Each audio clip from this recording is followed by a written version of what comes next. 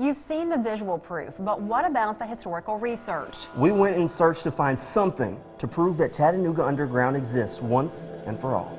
This line of mortar that comes down through here, and it comes through in a distinct line, which makes me think that at one time there was a window of some sort here. We have gone through historic images, Sanborn maps, and spent countless hours in the Chattanooga Public Library. All with one purpose: validating underground Chattanooga. The Sanborn maps never change. There's nothing that says, hey, here's our big project. There's never that smoking gun that you're like, boom, that tells you, some diary of someone who recounts how they did it, and we're like, well, there we go. But is there? In the 1800s, there were a number of newspapers available for Chattanooga residents, including the Daily American Union. Right after the 1867 flood in Chattanooga, an article was written in the Union claiming officials, including then Mayor Carr and the city engineer, suggested every street in Chattanooga be raised to sufficient feet above flood level, hoping to stop the city from ever having devastating destruction again. Through article after article, we read more and more about these conversations, but no one big event where at one time all Chattanooga streets were raised.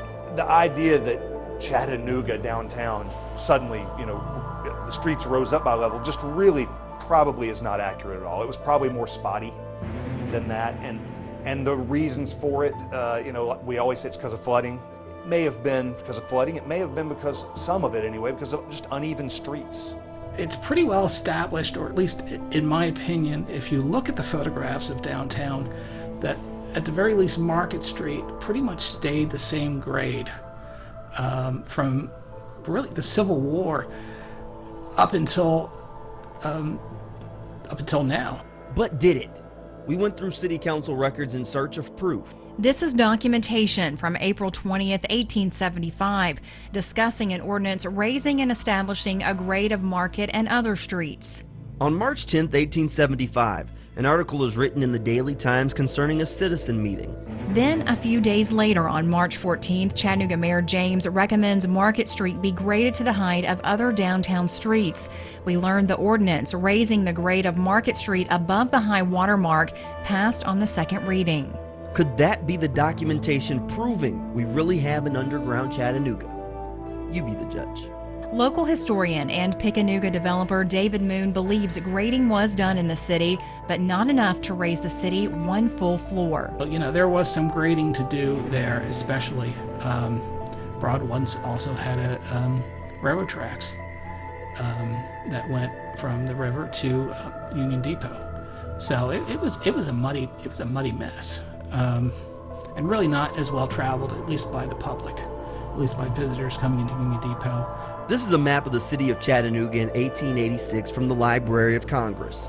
Notice the train tracks and the depot on Broad Street, and the building with the 12 is the historic Reed House. On April 10, 1886, the Daily Times published an article claiming that something needs to be done to level out the grading of Chattanooga streets, claiming the streets were in the most unattractive shape, confusing builders because they cannot tell which level to build their first floor. By digging up all these old maps and documents, we found that downtown Chattanooga has history and a past under these heavily traveled streets. Good or bad, every brick and piece of rubble has a story. But were these basements at one time the first floor? We may never exactly know. We have to firmly establish that it happened, okay? And the problem for both the pro and the con side is there's not much documentation about anything that happened after 1880. We have been told the Hamilton County Courthouse caught fire in 1910, destroying many documents that might have pointed us in the right direction. And as time marches on, more progress is being made in our historic city. Progress that can also destroy images from the past.